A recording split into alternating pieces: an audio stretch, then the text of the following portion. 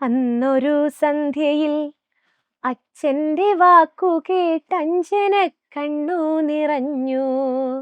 പറയുവാനരുതാത്തതെന്തോ പറഞ്ഞതായി കുഞ്ഞുമോളിന്നുമോർക്കുന്നു, കുഞ്ഞുമോളിന്നുമോർക്കുന്നു. അച്ഛൻ എന്തോ പറഞ്ഞു അല്ലേ? എന്താ പറഞ്ഞതെന്ന് നോക്കാം നമുക്ക്.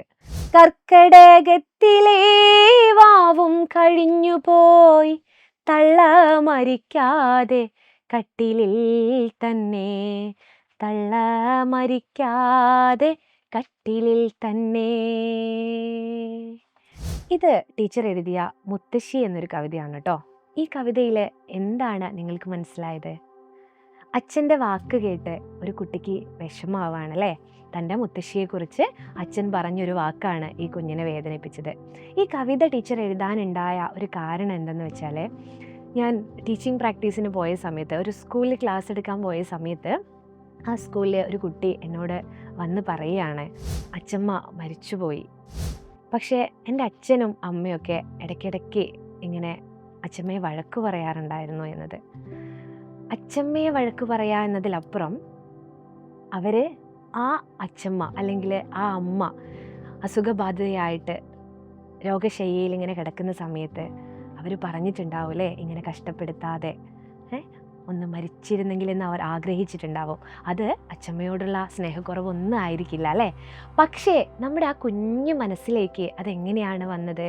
തൻ്റെ അച്ഛൻ പറഞ്ഞതുകൊണ്ട്, അങ്ങനെ ഒരു വാക്ക് പറഞ്ഞതുകൊണ്ടാണോ തൻ്റെ അച്ഛമ്മ ഇല്ലാതായി പോയത്, മുത്തശ്ശി ഇല്ലാതായി പോയതെന്നാണ്. അപ്പോൾ ഇതൊരു നോവായിട്ട്, ഒരു വേദനയായിട്ട് ആ കുഞ്ഞിൻ്റെ മനസ്സിൽ എങ്ങനെ കിടക്കുന്നുണ്ടായിരുന്നു അല്ലേ. അപ്പോൾ ആ ഒരു കാര്യമാണ് കവിതയായിട്ട് ടീച്ചർ എഴുതിയത്. ഇങ്ങനൊരു കാര്യം നിങ്ങൾക്ക് അനുഭവപ്പെട്ടാൽ, ഇങ്ങനെയല്ല മറ്റെന്തെങ്കിലും തരത്തിലുള്ള ഒരു കാര്യം നിങ്ങൾക്ക് അനുഭവപ്പെട്ടാൽ, അത് നിങ്ങൾക്ക് ഡയറി ആയിട്ടും അനുഭവക്കുറിപ്പായിട്ടൊക്കെ നമുക്ക് എഴുതാം. നമുക്ക് മലയാളത്തിൽ പഠിക്കാനുള്ള ഒരു ഭാഗമാണ് അനുഭവക്കുറിപ്പ്. ഒരു വ്യവഹാര രൂപമാണ്, ഒരു ഡിസ്കോഴ്സാണ്. പരീക്ഷയ്ക്കൊക്കെ സാധാരണ വരാറുണ്ട് അനുഭവക്കുറിപ്പ്. ഓർമ്മക്കുറിപ്പുകളും അനുഭവക്കുറിപ്പുകളൊക്കെ എഴുതിയിട്ട് പ്രശസ്തരായ ഒരുപാട് എഴുത്തുകാരുണ്ട് അല്ലേ. അതുപോലെ പ്രശസ്തിയിലേക്ക് പോകാനല്ലെങ്കിലും നമുക്കുണ്ടാവുന്ന ഇത്തരം കാര്യങ്ങൾ മനോഹരമായ ഭാഷയിൽ, വേദന നിറഞ്ഞ രൂപത്തിൽ നിങ്ങൾക്ക് എന്ത് ചെയ്യാം? എഴുതി വയ്ക്കാം അല്ലേ.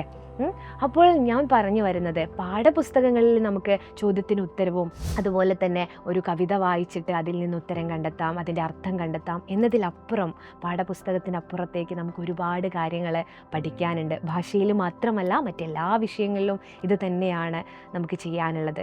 അപ്പോൾ ഞാൻ പറഞ്ഞു വരുന്ന കാര്യം എന്താണെന്ന് വെച്ചാൽ, ഇങ്ങനെയൊക്കെ പഠിക്കണമെങ്കിൽ നമുക്ക് എന്ത് വേണം? അടിപൊളിയായിട്ട് പഠിക്കാനുള്ള ഒരവസരം വേണം അല്ലേ. അങ്ങനെ ഒരു അവസരം ഒരുക്കുകയാണ് സൈലം ലേണിങ്ങിൽ പൃഥ്വി ബാച്ചിലൂടെ.